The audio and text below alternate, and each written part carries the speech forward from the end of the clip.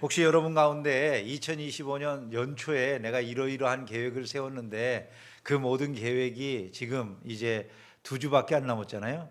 지금 돌아봤을 때 다 이루어졌다. 100%. 그런 분들 계시면 혹시 손 좀 들어보세요. 축하합니다. 아무도 없으시네. 예, 참 어렵죠. 그죠? 계획이 뭐 세운 대로 다 돌아가는 게 아니구나라고 하는 걸 우리가 알 수 있습니다. 저도 마찬가지예요. 한 해를 돌아보면 연초에는 뭐 큰 계획을 생각하고 이런저런 일들이 다 삶에 이루어졌으면 하지만 살아서 한 해를 살아보고 뒤돌아보면 뜻대로 되는 게 없죠. 많은 것들이 생각같이 이루어지지 않는 뭐 이런 결과들을 보게 될 때가 있습니다.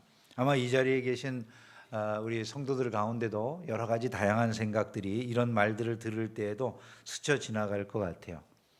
원하는 대로 취업이 잘 안 되는 젊은이들은 한 해 동안 내가 그렇게 여러 군데 지원을 했는데 왜 이 일이 이렇게 안 이루어질까 뭐 이런 생각을 할 수도 있고, 또 입학 시험에 응하고 있는 학생들의 경우에는 왜 이렇게 시험 성적이 내가 원하는 대로 나오지 않고 내가 원하는 대학에 과연 잘 지나갈 수 있을까, 지금까지 지나간 학교들, 지나가려고 지원한 학교들이 왜 이렇게 잘 안 될까 뭐 이런 생각, 꼭 내가 지원하면 대수가 높아지는 것 같고 뭐 이런 생각이 들죠. 그죠?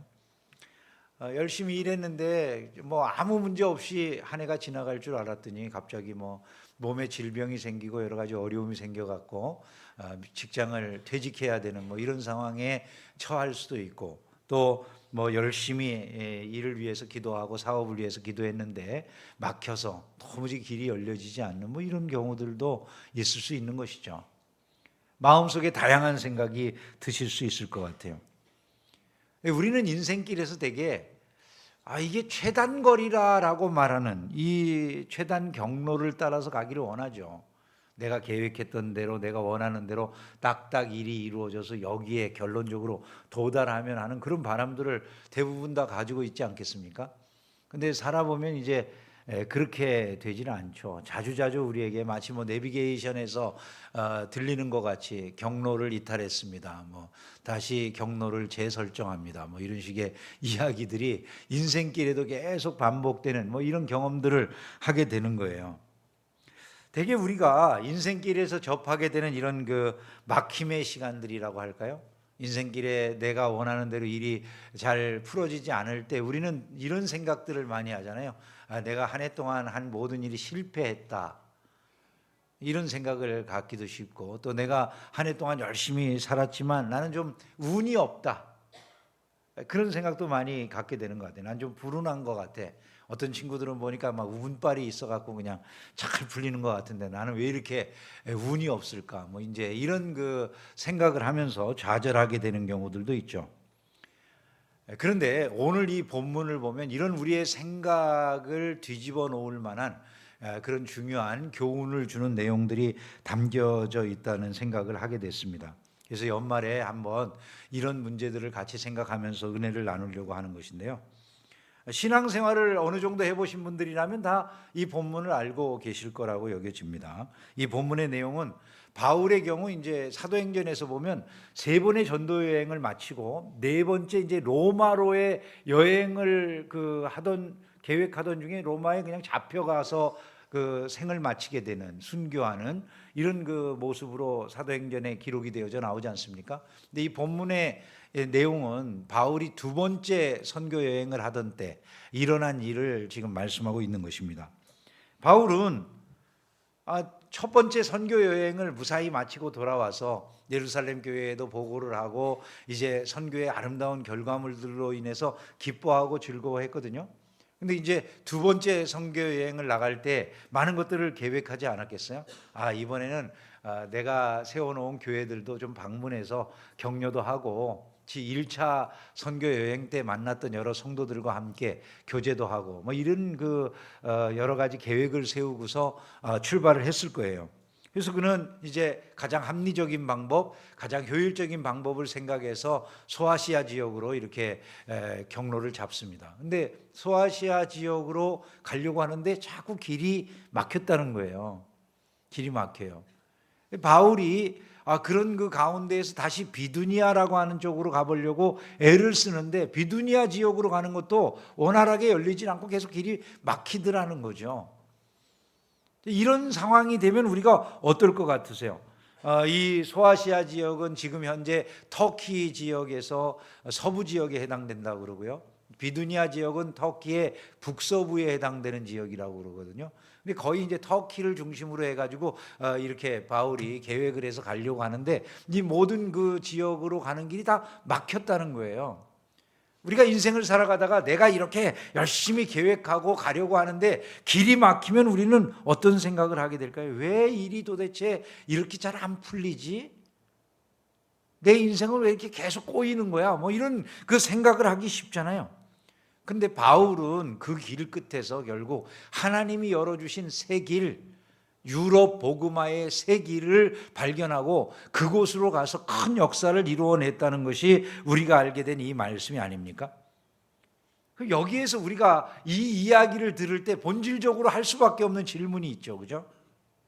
이 이야기를 들으면 우리가 반드시 우리 스스로에게도 해야 될 질문이 떠오른단 말이에요. 이런 거죠. 하나님이 나의 길을 막으신 것은 나를 좌절시키기 위함이실까요? 아니면 집사님이 먼저 말해버려서 흥이 좀 깨졌는데 아니면 자, 하나님 나라의 역사를 새로 쓰기 위한 새 초대장일까요, 여러분? 우리가 이런 걸 생각해 봐야 되죠, 그죠? 지금 멈춰서 가지고 우리가 이 연말인데 한 해 동안 우리가 살아오면서 많은 일들이 내가 원하는 대로 풀려지지 않았다고 생각을 하시잖아요. 그런 일들이 풀려지지 않을 때 우리가 멈춰서서 생각해 봐야 될 것이 이런 것들이라는 거예요. 과연 하나님이 내 길을 막고 계시는 것이 나를 좌절시키시기 위함일까? 아니면 새로운 하나님 나라의 역사를 쓰도록 나를 다른 길로 부르시는 하나님의 초대장일까? 이걸 한번 생각해 봐야 된다는 것이죠.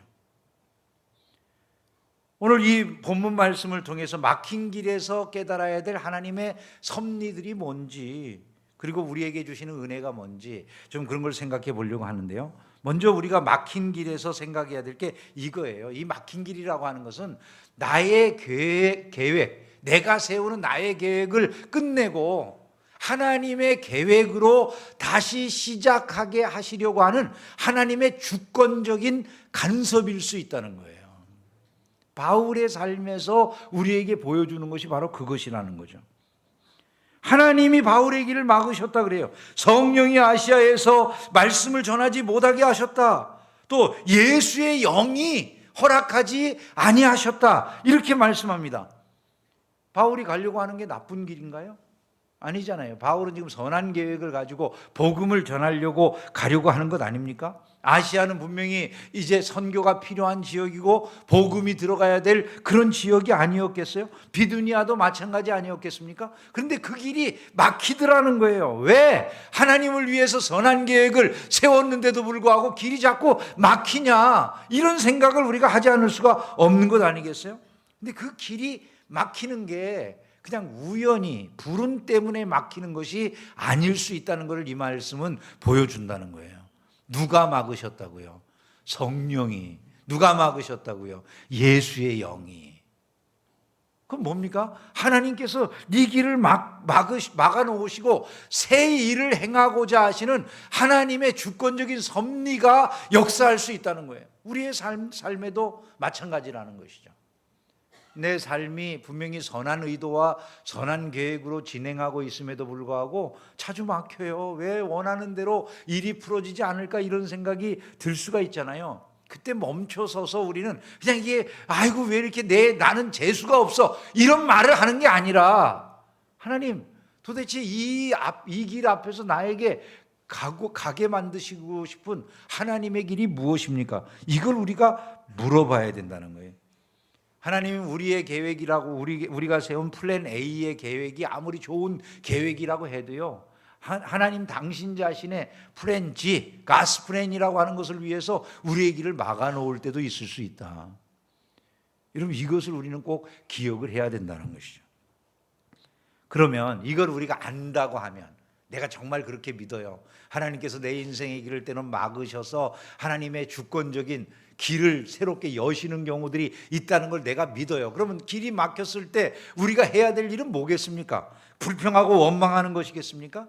그게 아니라 우리는 하나님, 당신만이 우리 인생의 유일한 통치자이십니다. 당신이 내 인생의 주권자이십니다. 이것을 인정하고 그분 앞에 무릎을 꿇어야 된다. 여러분, 이것을 잊지 않기를 주님의 이름으로 축원합니다.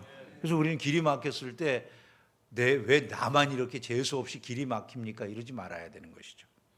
정작 물어야 될 것은 하나님, 여기에서 내게 보여주시는 새 길이 무엇입니까?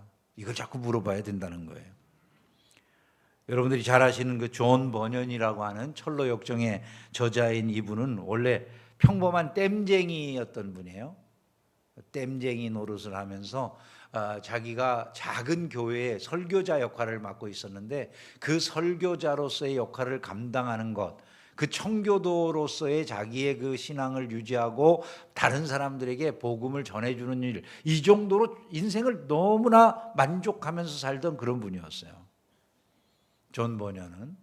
그런데 이분이 자기의 프렌 A는 평생을 그렇게 살아가면서 하나님을 위해서 작은 수고, 작은 봉사하는 이것을 계획하고 살았을 텐데 1660년에 영국의 국교회에서 이제 허락 없이 설교를 하고 있다는 이유 때문에 갑자기 이 사람을 감옥에 가다 넣습니다. 그래서 무려 12년 동안 옥살이를 하게 됐어요. 설교를 했다는 이유 때문에 12년 옥살이를 했어요. 12년간 옥살이를 한 이 경험이 그의 모든 길을 좌절시키는 것처럼 보여지지 않았을까요? 평범한 댐쟁이로서 그냥 작은 소소한 행복을 누리며 살아가는 것도 끝장이 나고 더 이상 사람들 앞에 설교자로서의 살아가는 이런 삶도 다 끝장이 난 것처럼 보여졌지만 그 고통의 시간들이 이 사람으로 하여금 그곳에서 이 고통의 과정을 통해 신앙생활은 어떻게 전진하는가, 그걸 고민하게 하고 결국 그 결과로 쓰여진 게 이 철로 역정이라고 하는 그런 책이 된 거 아니겠어요? 여러분 한번 생각을 해보세요. 지금 세계에서 성경 다음으로 많이 팔린 책이 이 책이라고 그럽니다.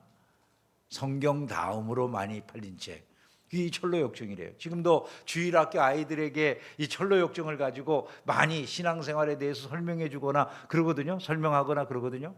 이걸 보면은 만약에 존 버년이 그런 어려움을 당하지 않았다면, 그의 프렌 A대로 그냥 계속 인생을 살아갈 수 있었다면 이런 책은 없는 거죠. 그런데 그가 그 길이 좌절되었을 때, 그 길이 꺾였을 때 오히려 너무나도 놀라운 새로운 일들이 그곳에서 탄생하게 되더라. 이것을 우리는 기억을 해야 된다는 것입니다. 이런 일들은 역사 속에서 너무나도 많이 있잖아요. 사실 핸델도 마찬가지죠. 궁정음악가로서 그저 승승장구하던 그런 삶이 끝장이 나고 어느 날부터 갑자기 인기가 사라지는 거예요. 즉 음악의 트렌드가 바뀐 거죠. 음악의 트렌드가 바뀌니까 사람들이 이 핸델의 그 음악회에 오질 않는 거예요. 인기가 사라진 음악가를 누가 사용하겠습니까? 그런데 그 인기가 사라진 그 자리, 그래서 좌절하고 경제적으로 너무나도 어려워져서 눌리고 또 눌렸을 그때 갑자기 자기에게 한 친구가 보내준 그 원고에 쓰여져 있는 하나님의 말씀으로 만들어진 그 가사를 보면서 이 사람이 깊이 사로잡혀가지고 24일 만에 지금의 그 놀라운, 우리가 크리스마스 이 기간만 되면 부르는 그 메시아라고 하는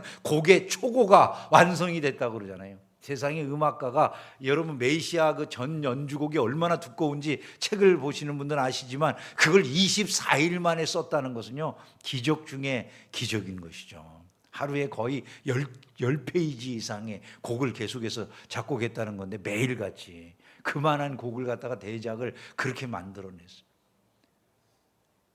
그가 만약에 그런 좌절된 시간을 보내지 않았다면 이런 것들은 나오지 않았겠죠.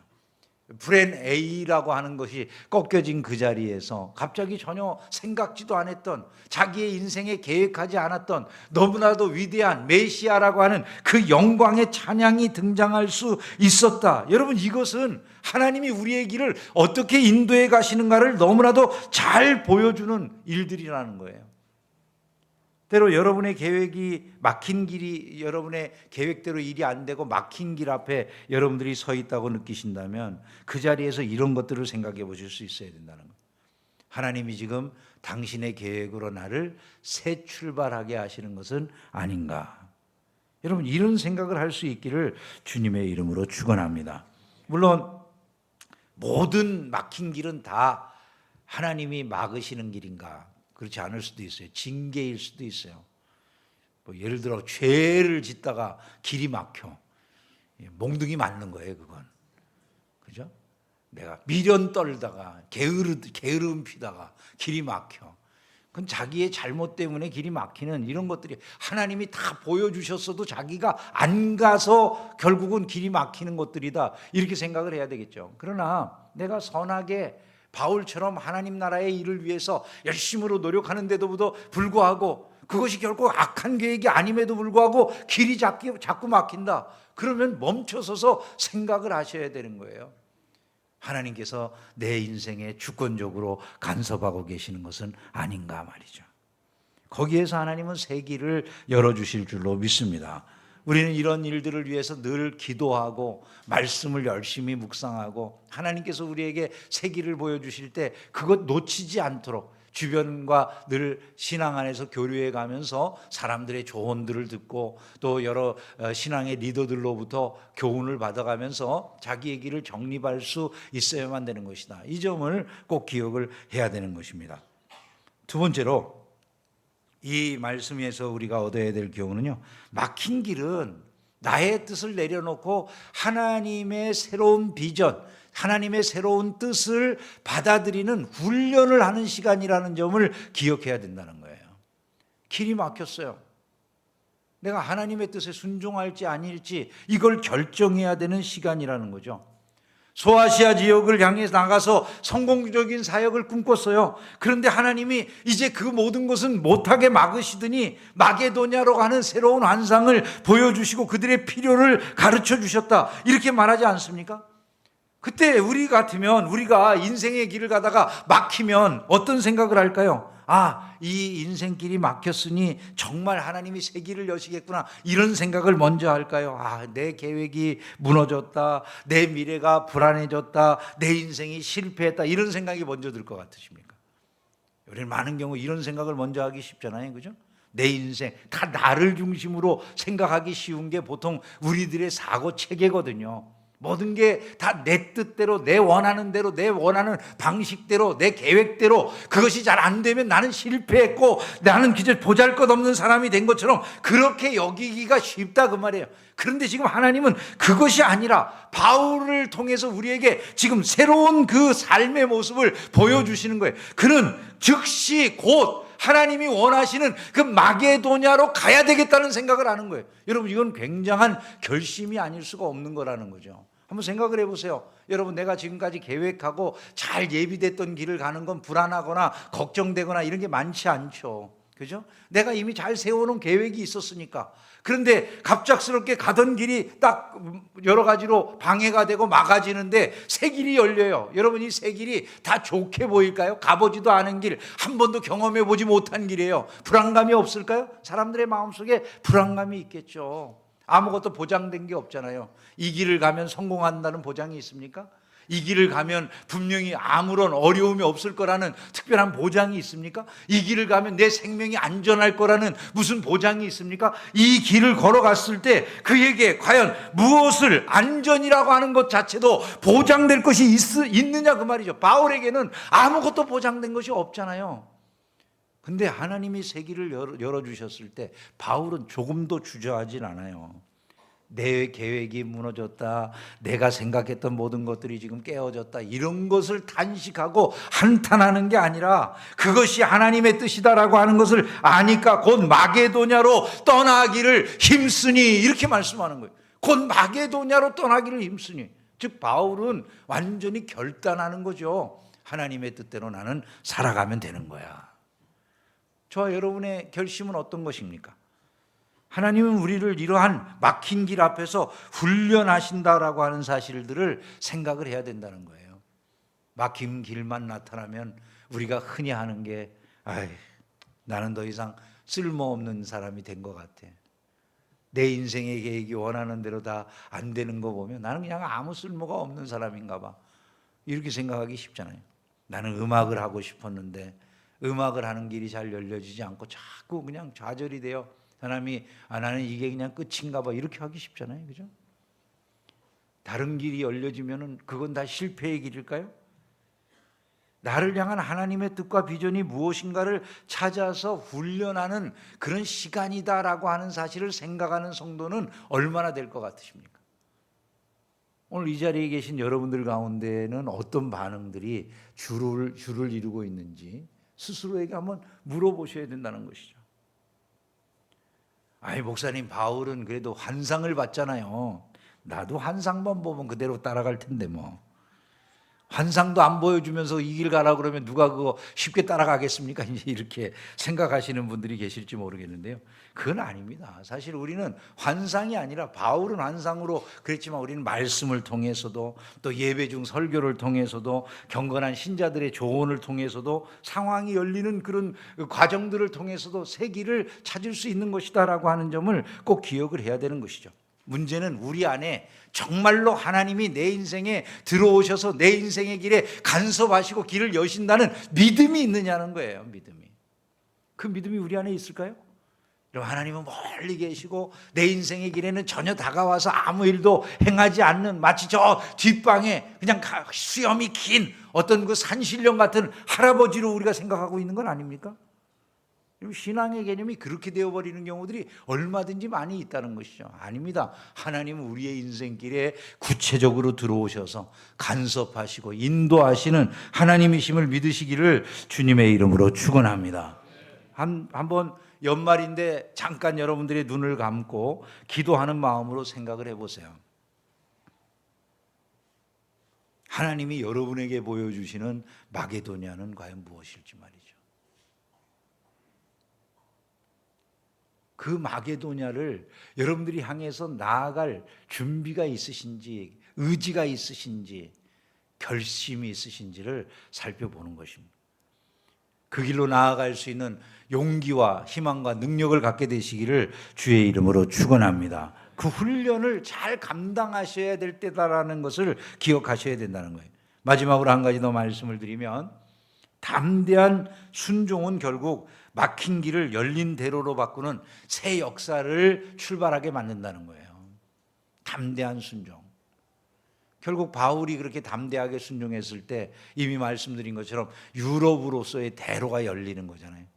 처음 출발은 다른 게 아니겠죠. 마게도냐로 가라 그랬으니까 어찌하든지 마게도냐로 가려고 하는 거예요. 그의 첫걸음은 그냥 배에 올라타는 것일 거예요. 그 다음에 어떤 계획도 그가 세울 수 없는 거예요. 왜냐하면 새 길이잖아요. 전혀 알지 못하는데 순종하면서 그저 한 걸음 내딛는 거잖아요. 유럽에 가서 내가 어마어마한 복음의 역사를 일으킬 거야. 유럽에 가서 어마어마한 하나님 나라를 전진시킬 거야. 이런 생각을 할 수도 없었을 거예요. 그냥 한 걸음을 내디딜 뿐인 거예요. 마게도냐로 가는 것이 하나님의 뜻이야. 그래서 나는 첫걸음을 내딛는 거야. 배에 올라타는 것이 그의 첫걸음이 아니겠어요? 근데 거기서부터 결국 모든 인류의 역사 속에서 유럽이 복음화되고 하나님의 나라의 역사가 그곳에서부터 크게 일어나는 그 일의 시작점이 되었다라고 하는 점들을 우리는 꼭 기억을 해야 된다는 것입니다. 윌리엄 캐리 선교사는 평범한 구두 수송공으로 일을 하던 분이었어요. 그분의 마음속에 세계 선교에 대한 비전이 있었어요. 세계 선교를 해야 되겠다고 이제 선교의 필요성을 갖다가 주장하니까 한 교계 지도자가 그분에게 이런 말을 했대요. 앉으시오 젊은이, 하나님이 이방인을 구원하시려거든 당신 도움 없이도 하실 겁니다 이랬대요. 여러분 이런 말 들으면 어떨 것 같으세요? 하나님이 이방인들을 구원하시려면 당신 도움 없어도 하실 겁니다 이렇게 말해버리면 이것처럼 좌절 지키는 말은 없을 거예요. 그냥 낙담이 되고 절망이 될 거예요. 아무도 그를 지원해 주거나 재정적인 후원을 할 만한 이런 사람들을 만날 수가 없었어요. 결국 그런 상황에서 모든 길이 막혔음에도 불구하고 오직 하나님의 부름만 생각하고 이 윌리엄 캐리 선교사가 가족들을 데리고 인도로 넘어갑니다. 그 막힌 길에서 하나님이 열어주시는 인도로의 길을 정말 앞이 보여지지 않는데도 순종하면서 한 걸음 내딛었는데 그 결과는 너무나 놀랍게 나타나죠.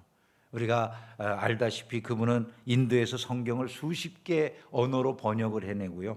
그리고 인도의 노예제도 폐지하는 일에 앞장서고 또 교육제도 시스템, 교육 시스템 개혁들 이런 것들을 이루는데 앞장서고 해가지고 사회 개혁을 일으키는데 계속해서 이분이 중요한 역할들을 하게 되셔가지고 오늘날 현대 선교의 아버지라고 하는 이름을 갖게 됐어요. 아브라함이 믿음의 조상이라고 하는 이름을 들었다면 이 윌리엄 캐리라고 하는 구두 수송공이었던 이분은 현대 선교의 아버지라고 하는 그런 이름을 듣게 되었어요. 길이 막혔다고 해서 끝장난 것이 아니라고 하는 점을 우리에게 보여주는 것이죠. 하나님 나라의 역사를 새로 쓰는 첫걸음이 될 수 있다는 것을 믿으시기를 주님의 이름으로 축원합니다. 그 순종은 윌리엄 캐리에게 있어서는 하나의 마게도냐의 부름에 응하는 것이라고 할 수 있지 않겠습니까? 오늘 여러분의 생에는 어떤 마게도냐로의 부름이 있으실까요? 한 해 동안 지난 2025년을 지나오면서 여러분이 뜻하신 일들이 원하는 대로 이루어지지 않은 것들이 많이 있으실 텐데 그것 때문에 마음에 고통하고 좌절하고 절망하고 내 뜻대로 아무것도 되는 게 없다고 그러면서 주저앉아 계신 분들이 계신다면 그것은 결코 하나님이 기뻐하시는 모습은 아니실 것입니다. 미래가 막혔다고 낙심하고 주저앉아 있을 일이 아니라 다시 오히려 하나님이 주시는 새 비전은 뭔가를 생각하면서 일어나는 신앙인들이 되기를 주의 이름으로 축원합니다.